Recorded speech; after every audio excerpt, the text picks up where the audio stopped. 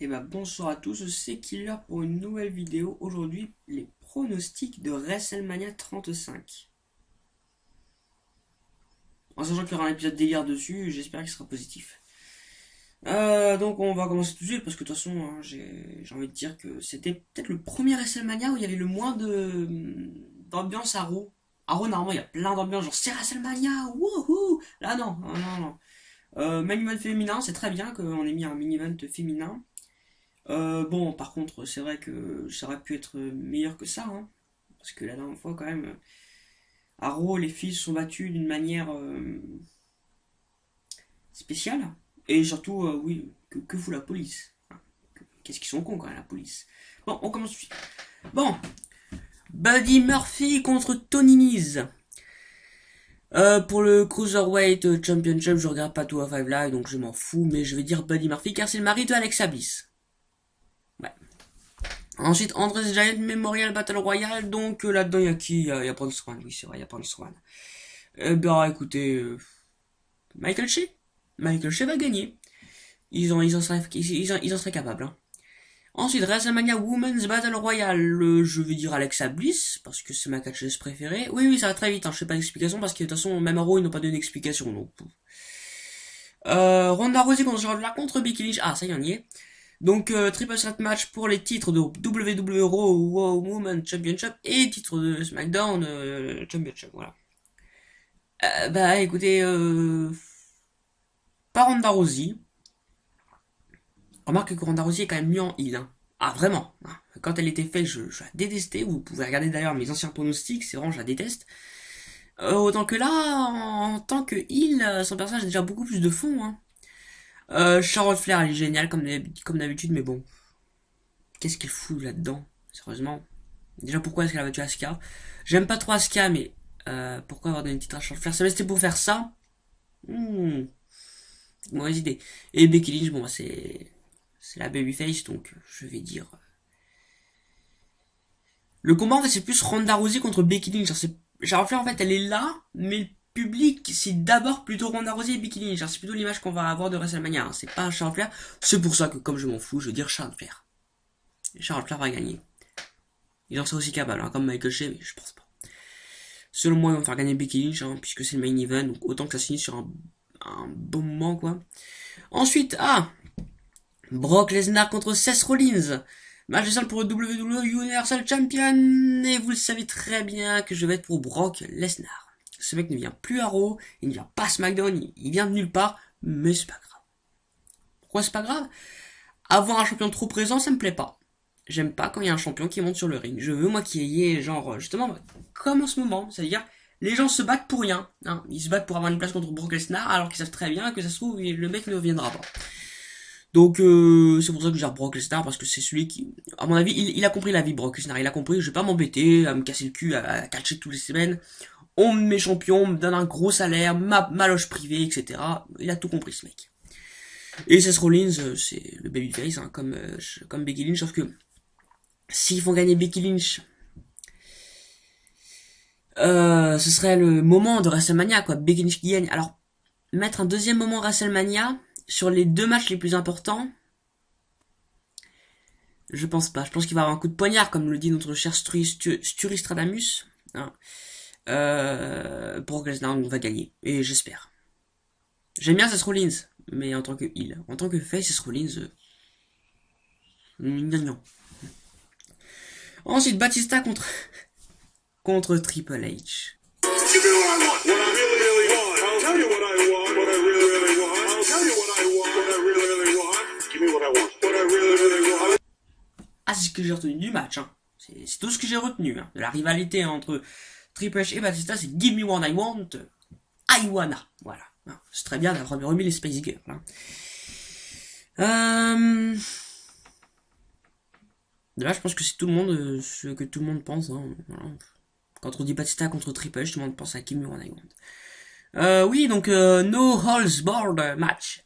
Si Triple H perd, sa carrière de catcheur se termine. Oh. Est-ce que vous croyez vraiment qu'ils vont faire perdre Triple H? Parce que Triple H est très talentueux sur le ring, très talentueux au micro, très talentueux tout court. Ce mec fait tout dans l'entreprise. Pour vous, vous le connaissez en tant que catcheur, mais il est aussi quand même bien. Je sais pas comment on dit, mais c'est le général manager, je sais plus comment on dit là. Le chef des opérations. Hein. Ce mec est talentueux à un point incroyable. Donc, est-ce que vous pensez vraiment que la WWE va faire perdre Triple H? Surtout que si Batista dit que Triple H n'a jamais gagné, ce serait con quand même de terminer la carrière de Triple H sans qu'il ait battu Batista. Donc j'aimerais bien que Batista perde. Enfin j'aimerais bien, je sais même pas en fait. Triple H est très talentueux, Batista est très talentueux, et Batista on sait qu'il va pas rester sur le ring longtemps. Après jamais 30 ans qu'il dégage. Hein. J'espère pas, j'aimerais bien quand même qu'il reste. Imaginez Brock Lesnar face à Batista. Belle affiche. Hein. Non, ça... en plus ça n'a aucun sens. Hein. Ça n'a aucun sens que ce soit Batista qui demande un match à Triple H. Vraiment, parce que si Batista a jamais, si Triple H n'a jamais battu Batista, alors pourquoi c'est Batista qui demande un match pour Triple H? Je comprends pas. C'est vrai comme si Batista voulait que Triple H gagne pour la première fois contre Batista. C'est incohérent. Ça aurait dû être le contraire, hein, comme le dit notre cher Sturis Stradamus. Triple H, donc en effet, ça aurait dû être lui le heel en attaquant Ric Flair. Bon, ça n'aurait pas été non plus ça cohérent d'attaquer Ric Flair. Mais voilà, de demander un match contre Batista, et puis on aurait toujours pu rester sur le Give Me One I Want, hein, sérieusement. Mais ça aurait pu être le contraire, Batista qui l'a lettre de Triple H en disant Give Me One I Want. Bon, voilà. Triple H va gagner. Ce serait con de faire gagner Batista. Donc Triple H va gagner sur un moment, à mon avis, très... un grand moment. Hein. Je pense que ça va être... À mon avis, Triple H va gagner clean. Tu vois, il y aura pas d'armes, il y aura pas... Enfin, si, il y aura des armes. Ah, si, c'est un... Non, bon, Triple H va gagner. Ensuite, oh mon dieu, Kurt Angle contre Baron Corbin. Dernier match de la carrière de Kurt Angle. Bon, Kurt Angle est quelqu'un de très talentueux, je le respecte tout autant que je respecte tous les autres catcheurs de cette carte, même ceux qui ne sont pas dans cette carte. Hein. Kurt Angle est revenu pour une raison que j'ignore. Ça s'arrête là. Kurt Angle est revenu, voilà. Je sais pas pourquoi sur les rings. Il aurait dû rester général manager et après, une fois qu'il aura pris ses vacances, partir. Non, non, non, non, non, il est là. Par contre, une petite question, vous êtes sûr que ça va être contre Baron Corbin? Ah, je sais pas, je pose quand même la question parce que dernier match de Kurt Angle contre Baron Corbin, en sachant qu'il y aura John Cena dans les barrages, ça sent le petit triple menace. Ouais, non, à mon avis, Baron Corbin va rester dans le match, mais il y aura John Cena dans le match. Ou non, ils vont peut-être faire dégager Baron Corbin, je sais pas. En tout cas, Kurt Angle va gagner, hein, à mon avis, il va pas perdre contre Baron Corbin ni contre quelqu'un d'autre. Hein. Voilà, bon, Kurt Angle en tout cas, merci Kurt Angle quand même. Et Baron Corbin, donc. Personne ne veut ce match. Et le public, et la WWE, et les catcheurs sur le ring, donc Kurt Angle et Baron Corbin, savent qu'ils ne veulent pas, ils le disent même. Alors c'est pour ça que vous croyez vraiment qu'ils vont prendre le risque de nous faire nous chier dessus avec Baron Corbin. Parce que si c'est le cas, pendant le match Kurt Angle Baron Corbin, j'irai chier après. Hein. J'irai chier même pendant le match. Hein. Ça sera beaucoup mieux. Hein. Comme ça, j'ai pas à voir le résultat du match. Comme ça, je n'aurai pas besoin de pleurer ou d'être content.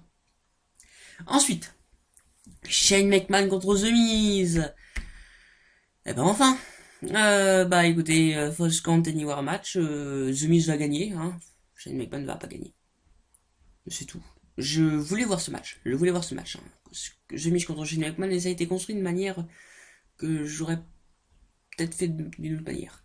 Ensuite, Randy Orton contre AJ Styles. Je suis pour Randy Orton, ça c'est plus qu'évident. AJ Styles, j'aime bien, mais contre Randy Orton c'est quand même la nostalgie, tu vois. Même s'il est heal, c'est la nostalgie. La nostalgie, c'est un de mes catcheurs préférés, Randy Orton. Quand on a un catcheur préféré, même s'il est contre quelqu'un qui se fait détester, eh ben on est toujours pour lui. Undertaker, quand il était avec les Brothers of Destruction, là, en 2018, pour Crown Jewel, il était pas détesté, bien sûr. Mais c'était lui le heel. Et pourtant, tout le monde, personne ne le huait. Pourquoi? Parce que tout le monde est fan de l'Undertaker. S'il y a des fans de Baron Corbin, déjà qui le disent dans les commentaires, hein, je serais content de savoir qu'il y en ait des fans de Baron Corbin, même si j'en doute. Je suis sûr que les fans de Baron Corbin veulent que Baron Corbin gagne contre Kurt Angle. C'est évident. Ceux qui sont pour Batista, ils veulent que Triple H perde. Et voilà. Donc Randy Orton, bah je suis pour lui parce que c'est mon catcheur préféré, même s'il est heal, même si il tue un mec, je ne sais pas, je serai toujours pour lui. Voilà. Ensuite, Samoa Joe contre Rey Mysterio. Ah, ça fait... Je suis content de revoir Rey Mysterio quand même sur les rings. Ça fait longtemps, je dis à chaque pronostic, je suis content de le revoir, mais ça fait tellement du bien de revoir Rey Mysterio. Mais Samoa Joe va gagner. C'est plus qu'évident. Ensuite, The Bone and Connection, Bayley et Sasha Banks. Alors, j'aime bien Sasha Banks, mais j'aime pas Bayley. Alors, quand les deux sont ensemble, je les déteste. Voilà. Donc les Divas of Doom, hein, Beth Phoenix et Natalia, une ancienne équipe qui se reforme, qui s'est reformée, contre les Iconics, Billie Kay et Peyton Royce, je les aime bien les Iconics, contre Nia Jax et Tamina. Bon, on exclut Nia Jax et Tamina. The Iconics, j'aimerais bien qu'elles gagnent, mais on va les exclure aussi. Donc il reste qui? Les Divas of Doom, on les exclut car elles sont trop vieilles, elles vont pas réussir à tenir les titres. Donc du coup, bah, ce Boss and Hug Connection. Voilà, c'est tout. Hein, Boss and Hug Connection. Boum, voilà. Ils vont gagner. Les Divas of Doom, j'aimerais bien qu'elles gagnent comme les Iconics. Par contre, Nia Jax Stamina, non. Non, ça va aller. Ah, Bobby Lashley contre le démon Finn Balor. Oh mon dieu. Oh mon dieu, j'ai envie de me suicider. Non, non, non. Finalement non. Ça va aller. Ça va aller. Bon, Bobby Lashley contre Finn Balor. Finn Balor va gagner, c'est le démon, voilà, c'est terminé. Nouveau champion intercontinental. Roman Reigns contre Drew McIntyre. Je suis fier de Roman Reigns. Je suis fier de la WWE. Roman Reigns n'est pas mis en avant. Il construit son match tranquillement face à Drew McIntyre. Il n'est pas, envoyé boum dans les main events. Il est pas, voilà, il est un peu mis de côté. On le voit même pas toutes les semaines. On le voit une semaine sur deux. Il arrive, il construit sa petite rivalité avec Drew McIntyre. Voilà, bon, il se fait dominer, hein, Drew McIntyre. Donc Roman Reigns va gagner quand même, c'est évident. Même si je suis pour Drew McIntyre, hein, bien sûr. Daniel Bryan avec Rowan contre Kofi Kingston. Tout le monde voulait voir Kofi Kingston, c'est bizarre, mais moi, je suis content que Kofi Kingston ait une chance. Je serais pas content par contre s'il gagnait. Je suis pour Daniel Bryan, ouais. Mais il y a la nostalgie quand même pour Kofi Kingston. Hein. Mais le problème avec Kofi Kingston, c'est qu'en fait, il a été, on va dire, c'était, voilà, il était au début de show, c'était un petit casse-croûte, tu vois, pour les grands. Voilà, il était bloqué avec le New Day. J'aime bien le New Day, hein, mais bon, qu'est-ce que tu veux. Donc Daniel Bryan va gagner, c'est évident. Je pense à une intervention de Rowan, hein, même si c'est un match simple, il y aura une disqualification. Voilà. Kofi Kingston, Trouble in Paradise, mon dieu, il va perdre Daniel Bryan et boum, Rowan attaque Kofi Kingston, ding, voilà, la cloche a sonné. Daniel Bryan reste champion, Kofi Kingston il frappe Daniel Bryan, ensuite Rowan il redéfonce Kofi Kingston, Daniel Bryan fait sa prise de finition à Kofi Kingston et voilà, c'est terminé. Ensuite, les Usos contre Ricochet et Aleister Black, contre The Bar, contre Shinsuke Nakamura et Rusev. Shinsuke Nakamura et Rusev, on les exclut. Ricochet et Aleister Black, on les exclut, pour moi. Daniel Bryan, qu'est-ce que je dis Daniel Bryan? The Bar, j'aimerais bien qu'il devienne champion, et les Usos, ils peuvent aller se faire enculer. Ensuite, les Revival, le dernier match. 16 matchs? Oh, ce sera la première fois que j'aurai un pronostic aussi long quand même. The Revival, donc Scott Dawson et Taj Wilder contre Zack Ryder et Kurt Hawkins. Il a récemment là, Kurt Hawkins. Il a toujours sa série de défaites là, Kurt Hawkins là, je sais pas. Si c'est le cas, il va perdre. Hein.